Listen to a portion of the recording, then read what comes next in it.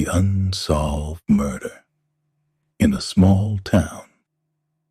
When the victim's ghost began communicating, the small town of Harrows Creek had always been quiet, too quiet for something as sinister as murder.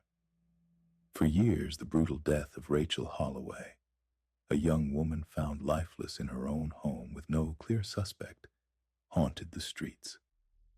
No one spoke of it much anymore.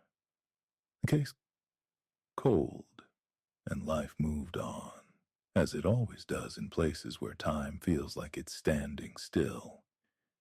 But something strange was happening. It started with whispers, low murmurs among the townsfolk, barely audible, but impossible to ignore. People had begun to hear Rachel's voice calling out to them in the dead of night just beyond the edge of their dreams. It wasn't until 2 months later, when Rachel's childhood friend Lily moved back to Harrows Creek, that the strange occurrences took on a more personal form.